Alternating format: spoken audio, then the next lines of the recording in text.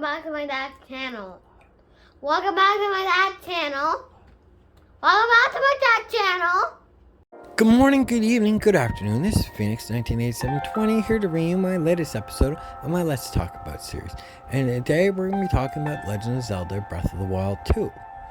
Now, before I get any farther in this video, I would like you guys to do me a solid. Hit that subscribe button, followed by the notification bell so you can stay up to date with my latest video. And drop down a comment below and hit that like button, hit that dislike button, whatever you freely choose to do. Now, like I said, this video is going to be a Legend of Zelda Breath of the Wild 2. And my thing about this game is, will it live up to fans' expectation on how Breath of the Wild 1 did so well?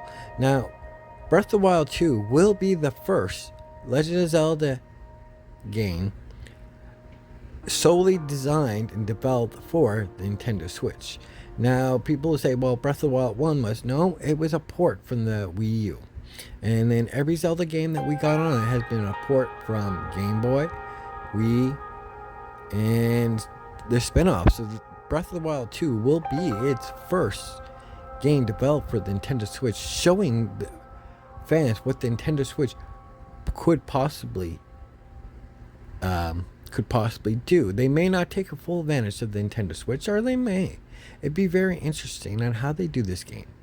Now, Breath of the Wild, I didn't think there could be a sequel. So I'm very curious, because when they did Hyrule Warrior Age of Calamity, it was a spin-off of what happened before, but in a different timeline. Now, Breath of the Wild 2 is supposed to take place exactly after Breath of the Wild 1, which is going to be very interesting, because what I've seen in the trailer so far is somewhat of a darker toned game than the first one was, but at the same time showing bright elements of what the first game was and what other games have. Now, will they continue with the shrines in this game? And what about the Guardians? Is the Guardians going to be involved? Is it going to take place in a different part of the Hyrule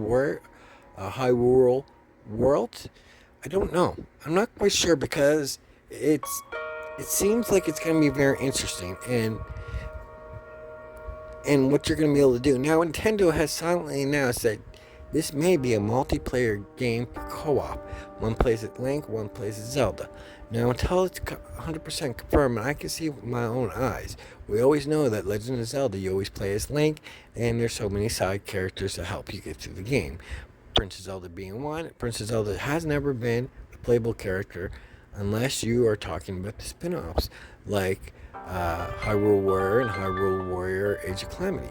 Besides that, Zelda has never been a playable character. They finally gave her a voice of her own on Breath of the Wild 1. Now, hopefully the same actor or actress that does Princess Zelda on Breath of the Wild is doing the voice for Breath of the Wild 2.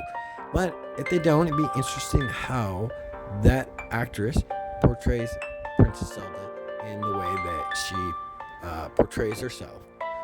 Now, I know a lot of people are going to be mad, because, like in every Zelda game, and they should not be mad, because when sequels have been done, you're always back to square one.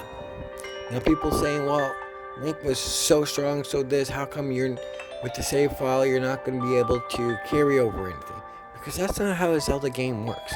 Even though it's a direct sequel, you always start off at ground one. And I don't want people to understand that it's a ground one. Now, there are games out there that will continue your save or continue your progress as the games come out, which could be fun, could not be fun. I'm not quite sure. I haven't been in that situation ever yet. But going past that, Breath of the Wild 1 was a good game. Wasn't a great game, was a good game, and that's my opinion. A lot of people say it's an amazing game, and that's their opinion. But I'm old-fashioned when it comes to Legend of Zelda, and I really missed the dungeons. I really did. And I felt the Guardians, they were really easy to navigate through. It wasn't like a hard puzzle like some of the dungeons have been in the past for the Legend of Zelda games.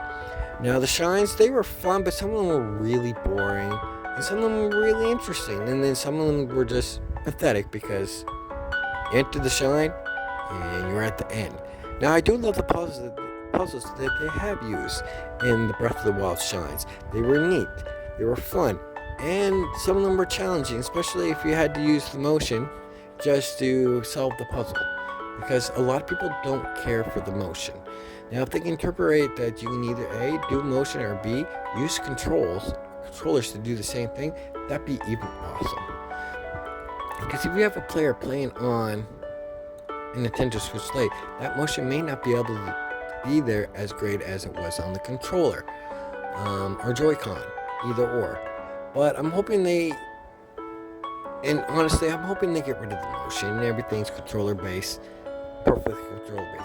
Graphics don't really matter to me in this game. The game looks like the graphics have improved, or at least the trailer shows that the graphics have improved. But as long as it has a great story to it, I don't care about the graphics. I don't care if it's a 10 frame rate per second. The game, as long as the game story is good. Because if the game story is good, then everything else is out the window. Now, that's just me. Now, some people look at a lot of things before they look at the story and base things off of that, which is fine. That's their own opinion. But can Breath of the Wild live up to the fans who have put Breath of the Wild 2 on this huge high pedestal, which they shouldn't have? Because if anything goes wrong with this game, you're going to see a whole outrage of people just to complain. We're going to call them the Karens. The Karens are going to complain because it's not this or not that, or it's too dark, or it's too hard, or it's too easy. Whatever they can complain about, it's coming. Now, the true Legend of Zelda fans will either A, enjoy, or B, hate it.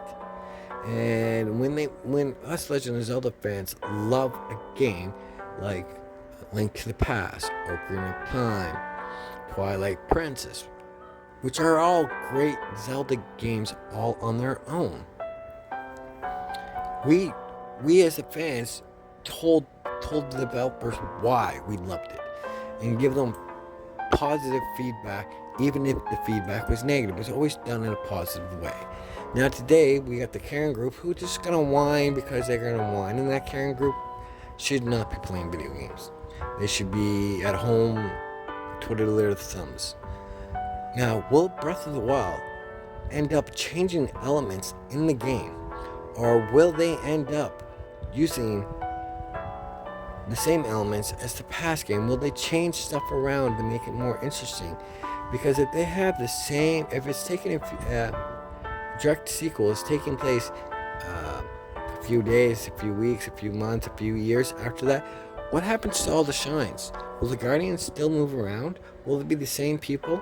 And that's what I'm trying to figure out, because the 100 and some shines that you beat during this game, they stayed up there. They didn't pull back on the ground, and they're not going to change. So are we going to be in a different area? Is things going to be totally changed around? Will it be just the same open concept as Breath of the Wild 1 with just improvement on the graphics? How is this going to be? How is this game going to work? How will it achieve the greatness that the first game did? Because catching lightning in a bottle two times in a row is very, very hard to do. It's not impossible. It is just very hard to do. So I'm very curious in how this game is going to play out. I'm pumped and excited no matter what, because I'm a huge Zelda fan. But at the same time, I really want to see where they go with this game. Where do they run with this game? How the story is going to lay out. Who's going to be doing the music for it? Is it going to be challenging? If it's going to be too easy, too hard? I want to know that. And I'm being very patiently waiting for Nintendo to release this game, because I don't want Nintendo to release a half-assed game and then we get a bunch of patches that take 3 to 4 years just so the game will flow perfectly. The game should be able to be released with a perfect flow because of the delays. Now, granted, we haven't had a mainline Zelda game come out since 2017. Guys, that's 5 years. And usually a Zelda game just by itself usually takes anywhere between 2 to 4 years. So 5 years is just going high. Time they release the game, it's going to be 6 years from the original release of Breath of the Wild 1. So what are your guys' expectations on Breath of the Wild 2? Are your expectations really high, or you just don't care, you just want to play the game? Or your expectations are low because you aren't fans of Breath of the Wild 1 and you're like hesitating to buy the game because you think it's going to be trash without trying it, and going to base your opinions off of how other people enjoy it. You're going to be influenced by gamers who either A, love the game, B, hate the game, and C, the Karens who trash the game.